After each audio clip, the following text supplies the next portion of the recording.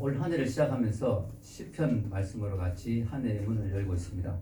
좋지요, 시편 1월달에 하니까. 예. 시편은 1월달에 하는 게 맛이다. 이런 생각이 좀 듭니다. 특별히 그 1월달에 하는 시편 말씀들은 주로 삶의 기초를 어떻게 세워야 될 것인가 하는 것을 좀 생각하고 있는데요. 오늘 제목이 뭐예요? 제목 한번 같이 읽겠습니다. 시작. 행복한 인생을 설계하는 비결. 이렇게 되어 있죠. 제목이 행복한 인생을 설계하는 비결 이렇게 되어 있습니다. 우리가 인생에 집을 짓죠. 예. 우리가 얼마 전에 결혼한 가정도 있는데요. 우리가 다들 이제 가정을 이루고 하는 것이 인생에 집을 짓는 겁니다. 우리가 젊을 때 인생을 설계하잖아요. 내가 어떤 삶을 앞으로 살 것인가. 왜냐하면 한 번밖에 없는 인생이고 유한한 인생이니까 정말 너무 소중하잖아요. 나의 인생이. 그래서 잘 인생을 설계하는 것이 중요한데요. 여러분 좋은 집을 지을 때 설계도 없이 짓는 경우가 없죠. 예, 집을 잘 지으려면 반드시 설계도가 필요합니다. 오늘 성경은 여러분이 인생의 집을 짓기 위해서 좋은 설계도가 필요한데 설계도에서 꼭 빠져서는 안 되는 게 한 개 있다. 그걸 말하는 거죠. 그게 뭘까요? 1절을 읽어보겠습니다. 같이 읽습니다. 시작. 여호와께서 집을 세우지 아니하시면 세운 자의 수고가 헛되며 여호와께서 성을 지키지 아니하시면 파수꾼에 껴 있음이 헛되도다. 아멘. 여기 계속 나오는 단어가 뭐예요? 여호와. 여호와. 그래서 여러분 우리가 인생에 설계를 하고 젊을 때 인생의 계획을 세우고 또 결혼해서 가정이라는 집을 세우고 할 때 반드시 그 설계도에 빠져서는 안 되는 아주 중요한 것이 있다. 바로 그 분이 여호와 하나님입니다. 많은 분들이 이것을 빠뜨리고 인생의 설계를 하고 이것을 빠뜨리고 가정을 세우는 경우가 너무나 많죠. 왜 이게 중요하냐면 오늘 성경은 분명히 말하죠. 여호와께서 집을 세우지 아니하시면 어떻게 된다고요? 세우는 자의 수고가 헛되다. 또 뭐예요? 여호와께서 성을 지키지 아니하시면 파수꾼에 껴 있음이 헛되다. 열심히 지키고 열심히 세우고 해도 여호와가 도와주시지 않으면 헛되다. 우리가 인생을 살아보면 여러분 벌써 짧은 인생이지만 저희에 비해서 얼마 전에 제가 마스크를 쓰고 가는데 어떤 꼬마가 있는데 꼬마가 저를 손을 이렇게 흔들어 주더라고요. 너무 반가워서 저도 이렇게 하니까 꼬마 옆에 엄마가 그래 할아버지 정말 허탈했습니다. 연세가 안 나는 것이 이렇게 후회가 됐을 줄은 그래도 안 하겠습니다. 저는 왜냐하면 성경에 보면 백발은 노인의 영화라고 했기 때문에. 자, 어쨌든 중요한 거는 인생은 금방 갑니다. 그래서 우리가 인생의 설계를 정말 잘하는 것이 중요한데 많은 사람들이 이 부분을 잊어버리는 거죠. 여호와께서 안 도와주시면 안 된다. 여러분 우리 인생을 살아보면 열심히 한다고 다 되는 게 아니잖아요. 우리가 살아보면 그걸 많이 느끼지 않습니까? 그저 열심히 한다고 다 되는 게 아니에요. 또 여러분 열심히 한다고 다 안 되는 이유가 열심히 요즘 안 사는 사람이 어디 있습니까? 요즘 열심히 안 하는 사람이 어디 있어요? 그러니까 열심히 그저 한다고 다 되는 게 아니라는 거죠. 자, 여러분 성경에 보면은 열심히 했는데 헛살로 돌아간 사건이 유명한 사건이 있죠. 창세기에 뭐요? 바벨탑. 바벨탑을 열심히 세웠잖아요. 정말 여러 사람들이 모여서 열심히 탑을 세웠지만 하나님을 인정하지 않고 하나님을 무시하고 자신의 이름을 내기 위해서 열심히 세웠는데 하나님이 도와주시지 않으니까 그 공사가 헛살로 돌아가고 그 바벨탑은 폐허로 남게 되고 사람들은 뿔뿔이 흩어지게 되었습니다. 자, 우리가 특별히 집을 세울 때, 가정을 세울 때 이제 이런 젊은 사람들 이제 계속 결혼하고 있고 우리 교회에서 또 여러분들이 결혼할 것이고 한데 이 가정을 세울 때 왜 여호와를 중요하게 여겨야 되냐? 그 중요한 이유 중에 하나가 바로 가정이라는 이 공동체를 만드신 그 아이디어를 만드신 분이 바로 하나님이시다. 이 결혼은 인간이 만든 제도가 아니에요. 인간이 뭐 이런 제도를 만들자 해서 만든 게 아니고 하나님이 만드신 거예요. 왜냐하면 성경에 보면은 하나님 남자와 여자를 만드시고 제일 먼저 하신 일이 그들을 짝지어 주신 거예요. 짝지어 주시고 그들에게 축복하신 거. 자, 읽어보겠습니다. 창세기 1장 27절에서 28절 읽겠습니다. 하나님이 자기 형상 곧 하나님의 형상대로 사람을 창조하시되 남자와 여자를 창조하시고 하나님이 그들에게 복을 주시며 하나님이 그들에게 이르시되 생육하고 번성하여 땅에 충만하라 땅을 정복하라 바다의 물고기와 하늘의 새와 땅에 움직이는 모든 생물을 다스리라 하시니라. 아멘. 여기 보면요 우리가 알 수 있는 것이 하나님이 인간을 만드시고 인간을 만들 때 남자와 여자로 만드시고 그 다음에 그들을 짝지어서 가정을 이루게 하시고 그들에게 복을 주셨다. 자, 복을 주신 주체가 하나님이에요. 남자도 아니고 여자도 아니에요. 그래서 여러분 우리가 가정을 세우면서 하나님을 배제하고 하나님을 무시하고 가정을 세운다? 이건 정말 힘든 일이죠. 왜냐하면 그 가정에 복을 주시는 주체가 하나님인데 그 하나님을 딱 옆으로 밀쳐두고 우리 부부가 열심히 하면 되겠지 라고 생각한다면 참 그것은 너무 어리석은 것이죠. 가정을 만드시고 그 가정에 축복을 주신 분이 하나님이신데 그 하나님을 옆으로 밀쳐두고 어떻게 우리가 가정의 복을 받을 수가 있겠습니까? 여러분 그걸 어떻게 할 수 있냐? 오늘 이 사회를 보면요 점점 하나님을 인정하지 않잖아요. 가정에서 이 사회가 행복해졌습니까? 가정이 행복해졌습니까? 점점 가정이 해체되고 있습니다. 너무나 많은 가정이 불행해지고 있습니다. 그 가정으로 해서 자녀들도 너무나 괴로워하고 있습니다. 이런 일들이 오늘날 이 사회에서 너무나 많이 일어나고 있습니다. 왜냐? 점점 하나님을 인정하지 않으니까. 그 가정에서 하나님을 점점 몰아내니까 그 가정이 복을 받을 수가 없는 거예요. 많은 사람들이 가정을 세우는 기초를 하나님이 아닌 다른 것에 두려고 노력합니다. 그 결과 많은 고통이 있습니다. 하나님을 가정의 기초로 세워야 그 가정이 반드시 튼튼해진다는 사실을 꼭 기억하시기 바랍니다. 아멘. 여러분 집이 모래 위에 세울 수도 있잖아요. 얼마나 그럴듯해요. 모래 위에 세워놔도 그럴듯하죠. 하나님 없이도 얼마든지 둘이 결혼해서 손잡고 행복하게 살 수 있습니다. 그런데 비바람이 불면 모래 위에 세운 집은 바로 무너지는 겁니다. 인생의 고난과 위기가 닥치면 가정은 바로 해체되는 겁니다. 바로 서로 적이 되는 겁니다. 하나님의 기초 위에 세워야 그 가정이 어떤 인생의 시련과 어려움에도 자꾸 제가 줄에서 하고 있는 것 같은 느낌입니다. 결혼한 커플도 앞에 있고 있어. 예. 어떤 상황이 닥쳐도 말이죠. 그 가정이 튼튼하고 건강할 수 있는 게 뭐냐? 하나님의 기초 위에 세울 때 그렇게 될 수 있다는 거죠. 아멘. 예, 너무 중요한 거예요. 가정뿐만 아니라 뭐예요? 나라도 마찬가지죠. 이 성을 지킨다. 이 성이 가정일 수도 있어요. 또 나라일 수도 있습니다. 열심히 파수꾼을 지킵니다. 파수꾼이 성을 지키지만 그런다고 됩니까? 여러분 이런 말 있죠. 한 사람이 10사람이 한 명의 도둑을 막지 못한다. 여러분 그렇습니다. 10명이 열심히 막아도요. 한 명이 마음먹고 들어오려면 못 막습니다. 그거. 어디로 들어올지 알 수가 없는 거예요. 우리나라도 지금 6.25 전쟁 이후에 거의 70년 동안 지금 평화를 누리고 있어요. 이건 정말 하나님의 큰 은혜입니다. 이거는 우리가 열심히 자주국방한 것도 있고요. 또 주한미군의 도움도 있었고요. 여러 가지 하나님의 여건과 환경들을 허락해 주신 게 또 있지만 중요한 거는 우리가 노력해서 이렇게 할 수 없다는 거죠. 하나님이 도와주셨기 때문에 지금까지 평화 가운데 있었다는 거예요. 지금이라도 북한에 김정은이가 바로 지금 들어오면 어떻게 할 수가 없어요. 예. 얼마나 방법이 많습니까? 온갖 탄저균도 있고 핵폭탄도 있고 별별 게 다 있거든요. 예. 하나님이 안 지켜주시면 우리는 답이 없는 거예요. 그래서 우리가 가정도 그렇고 나라도 그렇고 여호와께서 지키지 아니하시면 우리의 수고와 노력이 헛되다 하는 것을 기억해야 될 줄로 믿습니다. 우리하고 비슷한 처지에 있는 나라가 바로 이스라엘이죠. 이스라엘도 주위에 유달리 강대국이 많은 나라입니다. 이스라엘은 작은 나라입니다. 우리나라보다 훨씬 작아요. 그런데 그 주위엔 또 얼마나 센 나라들이 많은지 애굽 그죠? 이집트, 그 다음에 바벨론, 아수르 별별 센 나라들이 많습니다. 그래서 이스라엘의 경우에도 하나님이 안 지켜주시면 이스라엘은 살아갈 수가 없어요. 하나님 지켜주셨기 때문에 이스라엘이 지금까지 나라를 유지하고 있는 거죠. 지금도 아랍 틈새면서 얼마나 이스라엘이 작은 나라입니까? 하나님이 안 지켜주시면 답이 없는 나라예요. 이스라엘도 그렇고 우리나라도 그렇고 비슷합니다. 상황이. 우리 가정도 마찬가지입니다. 하나님 열심히 지켜주시 않으면 안 되는 거예요. 여러분 선한 사람의 가정도 깨어질 수 있어요. 열심히 노력하는 자의 가정도 무너질 수 있습니다. 하나님이 안 도와주시면 안 되는 것입니다. 자, 우리 2절 한번 읽겠습니다. 시작. 너희가 일찍이 일어나고 늦게 누우며 수고의 떡을 먹음이 헛되도다. 그러므로 여호와께서 그의 사랑하신 자에게 잠을 주시는 거다. 아멘. 아멘. 자, 이게 보면 하나님의 도우심이 없이 열심히 사는 사람이 나옵니다.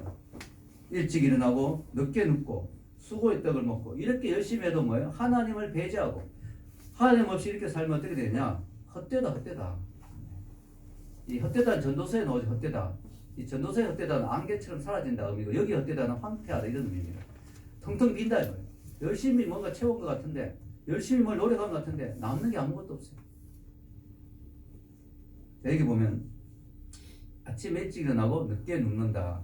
이 말 우리가 이렇게 이해하기 쉽잖아요. 아침 일찍 나와서 열심히 일하고 밤엔 늦게 누워 자고 이렇게 열심히 일한다. 근데 그보다 더 심한 표현이에요. 이게 사실 원어적으로 보면 이 눕는단 말이 원어적으로 앉는단 말과 더 가깝습니다. 앉는다. 그러므로 이 말의 의미는 뭐냐면은 저녁 식사를 하려고 앉는 거예요. 특히 이스라엘 사람들은 식사를 좀 비스듬히 하자 누워가지고 이렇게 석 넘어가 이렇게 앉는가 비슷해요. 이렇게.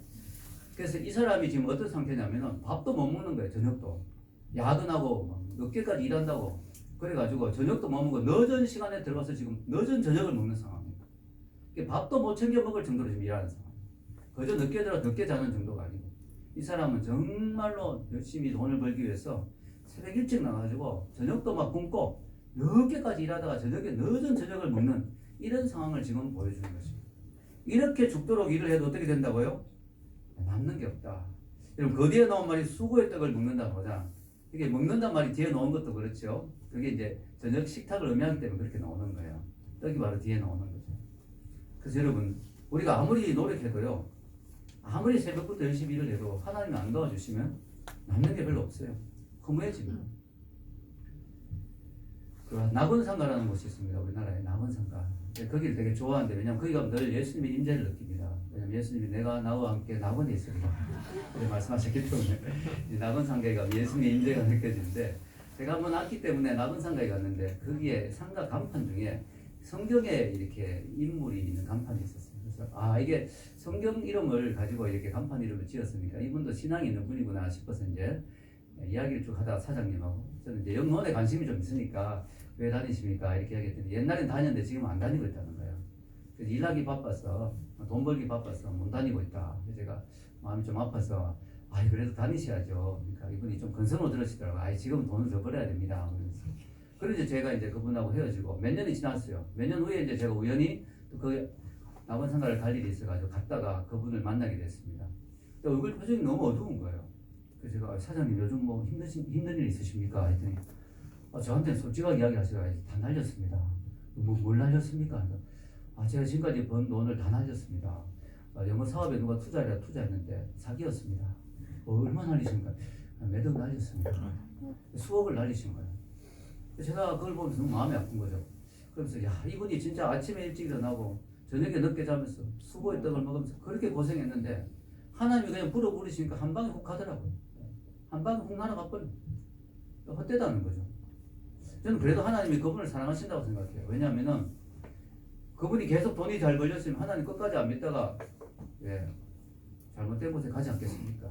그래서 여러분 하나님 그래도 사랑하시니까 그분에게 고난을 주시고 어려움을 주셔서 다시 하나님 앞에 돌아올 수 있도록. 그래서 제가 그때 이제 영적 이야기하니까 너무 열심히 잘 들으시는 거예요. 옛날하고 너무 달라요. 교회 나가야죠. 바로 나가겠습니다. 이러면서 막 그냥 필요하면 우리 교회라도 오실 그런 분위기로 막 청년교회니까 모시고 오지 못했지만 어쨌든 교회 나가기로 하고 영적으로 회복이 되는 것을 봤습니다. 그래서 여러분 우리는 하나님 없이 열심히 하려는데 날아가 버리면 의미가 없는 거죠. 여러분 왜 이렇게 열심히 수고의 떡을 먹고 아침부터 저녁까지 고생하냐면은 여호와 하나님을 그 가정의 기초로 안 삼았기 때문에 불안한 거예요. 돈이 없으면 불안한 거예요. 왜냐하면 믿을 게 돈밖에 없거든요. 우리는 믿을 게 뭐야? 하나님이죠. 우리 하나님 믿으니까 든든한데 돈이 좀 부족해도 하나님이 도와주시겠지. 든든한데 이 하나님이 없어버리니까 세상이 믿을 게 없거든요. 너무 불안하거든요. 그러니까 막 죽으라고 돈만 버는 거예요. 왜냐하면 돈이라도 있어야 마음이 든든하다는 거예요. 죽으라고 일하지만 뭐예요? 결과는 흠으로 남는 수가 많다. 자, 여기 보면요. 또 하나 오해하면 안 되는 게 2절 말씀 다시 읽어보겠습니다. 너희가 일찍 일어나고 늦게 누우며 수고의 떡을 먹으면 헛되더라. 그러면 여호와께서 그의 사랑하신 자에게는 잠을 주시는 거다. 이게 이제 오해되기 쉽습니다. 이 말씀을 특별히 좋아하는 말씀이 뭐냐면 설교 시간에 좋은 사람들 꼭 보면 이 말씀으로 여호와께서 사랑하시니까 잠을 주셨습니다. 여기는 그런 의미가 아닙니다.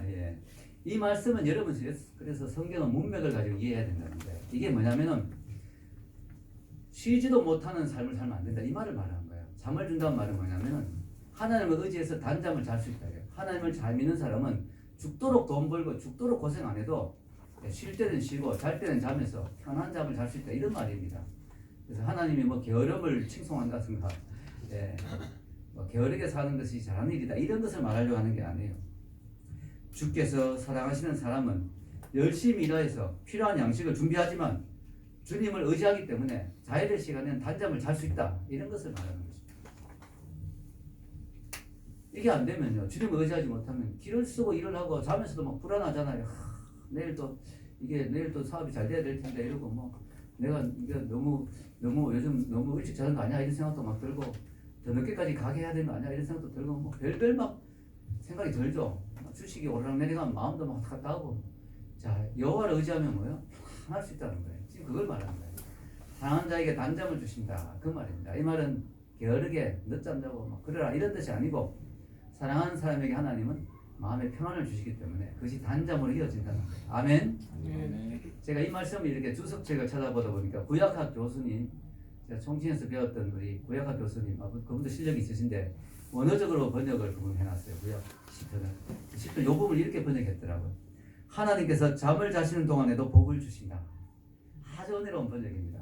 하나님, 우리 믿는 사람들은 마음에 어떤 믿음이 있느냐? 잠을 자도 그동안에 하나님 일하고 계신다.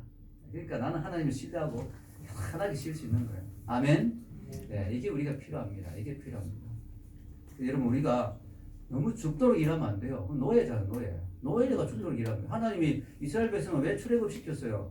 더 이상 노예같이 살지 마라. 하나님도 모르고 예배도 못 드리고. 예배가 어디 있어요, 노예가? 주일날도 일 시키는데. 안식일에도 일 시키잖아요. 애국 사람들이 안식이라고 쉬게 해줍니까? 일 시키죠. 하나님도 모르고, 안식일도 모르고, 쉼도 모르고, 천국도 모르고, 영생도 모르고, 죽도록 일하다 죽는 그런 인생이 되지 마라. 하나님이 애굽에서 나오게 하셨잖아요. 근데 지금도 애굽으로 자꾸 들어가려고 해요. 현대인들이 보면 죽도록 일만 하는 거예요. 쉬지도 않고 주일도 없고 안식일도 없고 예배도 없고 아무것도 없어요. 한 푼 한 푼 더 벌어야 된다요. 돈 하면서 돈다 이거예요. 돌아버린 거예요. 돈 그림 자꾸 돌아버려요. 뭐니 해도 뭐니다 이러면서 너무 돈만 하면 이렇게 살지 말라는 거예요.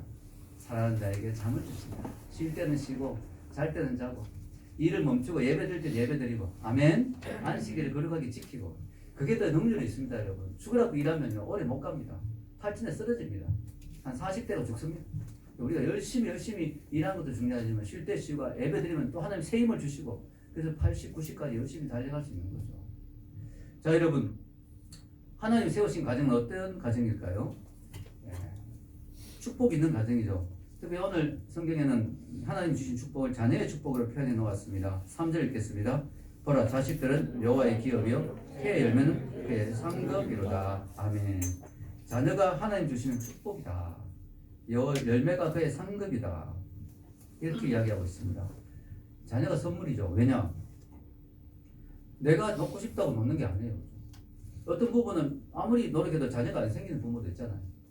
우리가 노력한다고 되는 게 아니에요. 하나님이 선물로 주셔야 자녀가 생기는 것이죠. 그래서 우리가 근본적으로 우리 자녀들은 하나님의 선물이라는 사실을 기억해야 돼요. 아멘. 여호와의 선물이다. 여기 중요한 거는 여호와의 기업이다 라고 되어 있죠. 이게 중요합니다. 내 자녀도 내 것이 아니라는 거예요. 많은 부모가 착각하는 게 내 자식이니까 내 마음대로 해. 내 거야. 내 소유야. 이렇게 소유의식을 가지는데 아니에요. 잠깐 우리 집 하나님 보내주신 분이에요. 여호와의 기업이에요. 하나님의 것이에요. 아멘. 하나님의 소유예요. 내 마음대로 하면 안 돼요. 여러분 내가 만약에 내 아이가 내 마음대로 하는 거라면 즉 내 소유라면 내 소유물이면 내가 알아야 될 거 아니에요. 엄마 뱃속에 임신했을 때 남자인지 여자인지 몰라요. 의사가 안 가르쳐주면 태어날 때까지 몰라요. 내 아이지만 내가 결정할 수 있는 게 아무것도 없어요. 성별도 내가 마음대로 못하고요. 혈액형도 내가 마음대로 못 정해요. 이 아이는 예술을 잘하는 아이로 태어나야지 이런 거 안 돼요. 마음대로 내가 만들지만 내가 할 수 있는 게 아무것도 없어요. 내 아이가 아니에요. 아멘. 하나님의 기업 여호와의 기업이라는 거예요. 이걸 꼭 기억하라는 거죠. 그리고 중요한 거는 이 아이가 영원히 내 곁에 있는 게 아니다. 때가 되면 떠나간다. 그래서 여러분 화살로 표현했잖아요. 화살로 날아간다. 떠나간다. 여러분 그래서 어떤 분은 자녀를 이렇게 표현했어요. 참 멋있는 표현인데 우리 집에 잠깐 머무는 손님. 손님 오래 안 있잖아요. 잠깐 왔다가 며칠 자고 가잖아요. 우리 자녀들은 좀 오래 자지만 몇 년 동안 자지만 몇십 년 동안 자지만 잠깐 있다 가는 손님이에요. 결국 떠나가요. 저희 집도 얼마 전에 손님이 3분 있었는데 한 분이 요즘 가시가 조금 조용해졌습니다. 자 여러분 손님이에요. 여러분이 자녀가 있으면요 영원히 내 곁에 있을 것 같죠? 아닙니다. 금방입니다. 금방. 우리 지연자는 한숨을 쉬는데 괜찮습니다. 그래도 한 20년 걸릴 겁니다. 자 우리 아이들이 영원히 있는 것 같아도요. 금방이에요. 우리 아이도 금방 컸죠. 금방 컸어 이제 좀 있으면 뭐 결혼한다 시집간다 이러면 이제 떠나가는 거죠.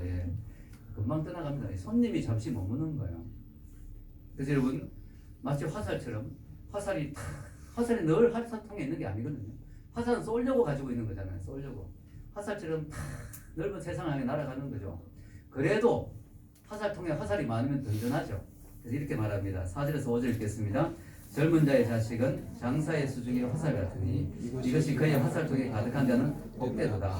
그들이 성문에서 그들의 원수와 담판할 때 수치를 당하지 아니하리로다. 아멘. 장사가 전쟁을 해야 되는데 화살통에 화살이 가득 차 있으면 든든합니다. 또 성문에서 수치를 당하지 않는다. 이게 무슨 말이냐면은 당시 성문이 무슨 역할을 했냐면 재판. 그 동네나 마을에 이렇게 중요한 일들 재판을 주로 성문에서 장로들, 높은 사람들 이렇게 모여서 이야기하면 그게 재판이에요. 근데 그때 의외로 엉뚱한 사람이 자기를 고발하는 경우가 있어요. 말도 안 되게. 그러면 자기 혼자 있으면 당하기 쉬운데 자식들이 많으면 든든한 거죠. 예, 자식들이 영향력을 끼칠 수 있잖아요. 예, 뒤에서 백업해주자, 받쳐주잖아요. 아빠를. 예, 아빠를 변명해주고 또 영향력 있는 사람들에게 가서 또 호소도 해줄 수 있고. 자식들이 많으면 든든한 거죠. 그리고 그런 자식들이 많으면 또 함부로 그 사람을 뭐 못 대하죠. 다른 사람도. 그래서 든든하다. 이런 말입니다. 여러분, 화살은 장식용으로 존재하는 것이 아니라 활 시위를 통해 당기워져서 멀리 날아가기 위해서 존재하는 것입니다. 아무리 자녀가 귀여워도 품 안에만 두고 키울 수는 없습니다. 그럼 우리가 부모가 해야 될 일이 뭐냐? 부모는 튼튼한 활이 되어주는 거예요. 화살은 혼자 날아가는 게 아니거든요. 활을 통해서 날아가는 거예요. 활이 튼튼하고 크고 좋은 활이면 화살을 멀리 날려보낼 수 있죠. 근데 활이 약하면 화살을 멀리 날려보낼 수가 없어요. 그래서 부모가 해야 될 중요한 일은 뭐예요? 자녀들이 마음껏 부모님 품에서 성장해서 마음껏 세상을 향해 달려갈 수 있도록 튼튼한 가정을 세워주는 거예요. 튼튼한 부모님이 되어주는 거죠. 건강한 가정이 되는 것이죠. 물론 불우한 가정에서 역경을 딛고 열심히 해서 더 성공한 사람도 있습니다. 그런 사람도 참 훌륭하고 또 그것이 오히려 약이 됐다 가는 경우도 있습니다. 내가 부부하고 힘들기 때문에 더 일을 악물고 열심히 했다. 그런 사람은 훌륭한 사람들이죠. 그런데 일반적으로 볼 때는 건강한 가정에서 또 건강한 자녀가 나올 수가 있는 것입니다. 그래서 부모가 어떤 부모가 되야 되냐? 뭐 돈 많고 이런 거 필요 없습니다. 기도하는 부모, 아멘. 하나님을 경외하는 부모, 이게 중요해요. 자녀들이 그걸 보고 배우거든요. 우리가 자녀를 세상으로 날려보내지만 우리가 언제나 자녀 옆에 있을 수가 없잖아요. 내가 언제나 자녀를 지켜줄 수가 없잖아요. 그래서 자녀 옆에 누가 있어야 돼요? 하나님이 계시도록 해야 되는 거예요. 자녀 옆에 하나님이 함께 하시도록 해줘야 그 자녀를 어디든지 보내든지 우리가 불안하지가 않지. 그게 부모가 자녀에게 줄 수 있는 큰 선물이라는 거예요.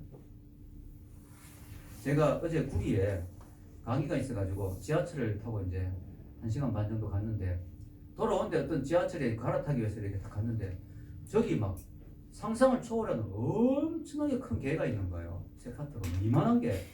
내가 기가 막히가 아니 지하철에 어떻게 저렇게 큰 개를 가지고 들어왔느냐. 여자분이 탁 잡고 있더라고 개줄을. 그래서 분명히 저 외국인일 거다. 외국인이 저를 보면 큰 개를 키우거든요. 저 사람 분명히 외국인일 거다 싶어 딱 갔는데 가까이 외국인이 아니었어요. 키가 널씬하고 예쁜 한국 자매였습니다. 아니 뭐지 하면서 딱 보는 순간에 개 몸에 조끼가 옷을 입혀놓은 거예요. 개 봉사견, 눈이 시각장애인 사람을 위해서 안내견인 거예요. 그 개가. 그래가지고 이 개가 얼마나 훈련을 잘 받아가. 원래 지하철에 그렇게 큰 개 갖고 들어오면 안 되거든요. 근데 예외가 있어요. 눈이 시각이 이제 문제가 있는 사람이 그 안내견을 가지고 들어온 거는 허락되어 있습니다. 그래가지고 그 이제 개가 탁 들어가 그 안내견을 옆에 탁 세우고 그 자매님이 탁 줄을 잡고 이제 지하철을 탁 기다리고 있는데, 이야. 그 순간에 진짜 그 개가 너무 사랑스러워 보이는 거야. 막 가서 막 안아주고 싶은 거예요. 너무 예쁘고 사랑스러워 보이는 거야. 그러면서 야, 저 자매님이 진짜 눈도 시력도 없는데 눈을 보니까 조금 그렇더라고요. 근데 이분이 혼자 다니면 얼마나 봉변을 당할 수도 있는데 저 옆에 안내견이 있으니까 얼마나 든든한지 말이죠. 너무너무 보기 좋더라고요. 너무 사랑스럽고 그 개가 너무 묵직하게 탁 침착하게 말이죠. 든든하게 탁 옆에 붙어가 탁 있어주는 거야. 근데 제가 그걸 보면서 갑자기 무슨 생각이 드냐면은, 야, 저거다, 저거. 우리 인생에서 수호천사가 바로 저거 아니겠는가. 예, 나의 인생에서 수호천사. 우리 눈에 보이지 않지만, 저 안내견, 저 자매 눈에도 그 개가 안 보일 거 아닙니까? 시력이 없으니까. 근데 늘 옆에 든든하게 있어 주잖아요. 그처럼 우리 눈에 보이지 않지만 하나님 우리에게 수호천사를 붙이셨어.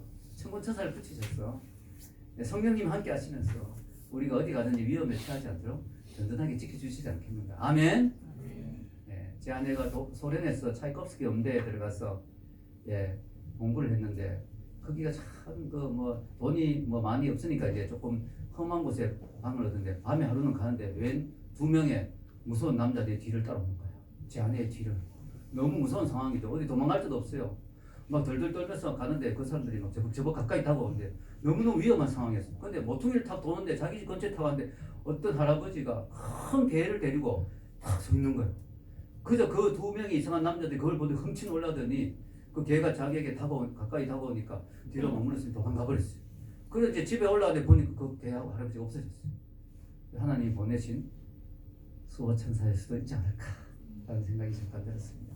여러분, 우리 인생에서 하나님께서 이렇게 함께 해주시면 든든하죠. 우리 자녀들을 우리가 키울 때 뭐 돈을 많이 물려주는 것도 뭐 필요하겠지만 금수저, 은수저 이런 것도 필요하고, 그러나 그 자녀들이 하나님을 가르쳐 준다면 그 자녀들이 어디 있든지 안전할 수 있다는 거예요. 아멘. 그게 가장 좋은 거죠. 부모가 활이 되어서 자녀들을 쫙 이렇게 키우는 거죠. 여러분, 화살이 날아가는 방향은 활이 결정합니다. 활이 어디로 갈지를 결정하거든요. 화살이 결정하는 게 아니잖아요. 자녀가 자기 마음대로 인생을 사는 것 같아도요, 결국 부모가 가르쳐준 인생관대로, 가치관대로 살게 돼 있어요. 부모가 올바른 가치관으로 믿음으로 자녀를 잘 키우면 자녀는 옳은 길로 가게 됩니다. 근데 부모가 엉터리로 가르치고 나쁜 걸 가르치면 자녀는 엉뚱한 대로 가게 되는 거예요. 그래서 바로 올바른 신앙 교육이 너무나 중요한 것입니다.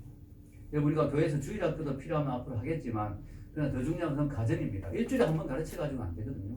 매일매일 부모가 모범이 되고 보여주는 거, 이것이 중요하죠. 매일매일 부모가 어떻게 하는가 보고 자녀들은 보고 배우거든요. 매일 하는 것이 중요합니다. 부모가 매일 같이 예배드리고 같이 하나님 경외하고 기도하고 식탁에서도 같이 기도하고 성경도 같이 암송하고 또 일주일에 한 번이라도 가정 예배도 같이 드리고, 이런 모습들, 그리고 부부가 주님 안에서 서로 사랑하는 모습, 엄마 아빠는 참 주님 안에서 서로 사랑하는구나, 이게 사랑이구나, 이것이 정말 희생이고 헌신이구나, 이런 것들을 자기가 보고 배울 때 자녀들 올바른 가치관이 생기고 이 세상을 향해서 나갈 때 그들이 올바른 길로 가게 되는 거예요. 저는 이 말이 좀 무섭더라고요. 자녀는 하나님이 가정에 보낸 스파이다. 이 사람들이 말씀대로 사는지 안 사는지 자녀들 보고 이렇게 감시하도록 하나님 보내신 스파이다. 그런 것 같아요. 여러분, 부모가 말씀대로 안 살면 자녀들이 바로 반발하죠. 왜 아빠는 장로님인데 그렇게 안 살아? 엄마는 왜 교회에서 집사님인데 뭐 하는, 집에서 뭐 저래? 이렇게 되면 안 되는 거예요. 여러분, 어떤 신학자가 이런 말을 했어요. 자녀를 화살인데 세상을 향해 날려보내야 되는데 부모가 엉터리로 살면 그 화살이 나한테 날아올 수 있다는 거야. 세상으로 날아가야 될 화살인데 나한테 날아온 거야. 엄마, 아빠, 이게 뭐야? 아빠는 그렇게 살면 안 돼. 엄마는 엉터리야. 화살이 나한테 날아오는 거야. 이거만큼 비극이 어디 있겠어요, 그죠? 세상으로 자녀들이 꿈을 펼치면서 세상으로 날아가야 될 화살이 말이죠. 나한테 내 품으로 날아온다. 고생해서 키웠는데 말이죠. 얼마나 허탈하겠어요, 이게. 이렇게 안 되려면 부모가 믿음으로 자녀를 잘 키워야 될 줄로 믿습니다. 여러분, 결론을 내리겠습니다. 오늘 행복한 인생을 설계하는 비결이라는 제목으로 말씀을 드렸는데요. 인류의 역사는 집 짓는 역사였습니다. 왜냐하면 에덴 동산에서 쫓겨난 이후로 인간은 불안해요. 집이 없으면 안 되는 거예요. 에덴 동산에서는 안전하잖아요. 그러나 밖에서는 이제는 언제나 불안해요. 가장 중요한 게 집인 거예요, 집. 사람들이 집을 너무너무 열심히 지었고 건축술이 발달했고, 그래서 요즘은 뭐 정말 좋은 집들이 많잖아요. 좋은 빌라, 좋은 아파트 많습니다. 그런데 문제는 뭘까요? 집은 점점 좋아지고 있는데 가정은 점점 깨지고 있는 거예요. 모순적이죠, 그죠? 여러분, 집은 옛날에 비해서도 얼마나, 옛날에 홈막에 살았잖아요. 사람들이 동굴 파서 살고, 거기에 비하면 지금 에어컨 들어오죠. 냉난방 다 되죠. 냉장고 있죠. 뭐. 집은 너무너무 좋아지고 있는데 가정은 옛날보다 점점 더 황폐해지고 있는 거예요. 가정이 점점 깨지고 있는 거예요, 여러분. 미국에 65%가 이혼합니다. 65% 통계가. 그리고요, 35% 가운데도 10%는 너무나 불행하게 헤어지지 못해 살고 있는 거예요. 그리고는 한 75% 정도는 결혼해서 불행한 거예요. 너무너무 끔찍하죠, 지금. 분명히 세상은 더 좋아지고 있는데 가정은 더 해체되고 있다. 그 이유가 뭘까요? 그 이유가 1절에 나오죠. 다시 읽겠습니다. 여호와께서 집을 세우지 아니하시면 세운 자의 수고가 헛되며 여호와께서 삶을 지키지 아니하시면 하수근에 껴있음이 헛되도다. 이 사실을 잊어버렸기 때문에, 이 간단하고 중요한 사실을 잊어버렸기 때문에 여호와를 배제하고 하나님을 무시하고 열심히 돈이 우리 가정을 지킨다고 생각하고 물질이 우리 가정에 든든한 성벽이 된다고 생각하고 열심히 수고의 떡을 먹으면 죽도록 일했을 때 그 결과가 가정이 해체되고 너무나 불행해지고 너무나 슬픈 그런 결과가 오게 된 것입니다. 그래서 여러분 하나님 은혜를 구하십시오. 가정을 세우면서 여러분 젊은 분들 앞으로 결혼하고 또 이제 결혼한 분들 우리 가정을 하나님을 중심으로 세워야 되겠다. 하나님이 함께 해주시 않으면 안 된다. 저도 우리 아이들 믿음으로 키우지만요 걱정됩니다. 왜냐하면 우리 아이들까지 믿음으로 키웠는데 그 다음 대까지 가겠는가? 그 다음 때까지 내가 할아버지니까 지켜보더라도 되겠는데 그 다음 때까지 가겠는가? 몇 때까지 더 내려가면 계속 믿음을 지킬 것인가? 너무 걱정이 되고 기도가 나오는 거예요. 여러분. 믿음의 가정을 세우는 게 너무 중요한 거죠. 여러분 어떤 가문을 세우기를 원하십니까? 기도하겠습니다.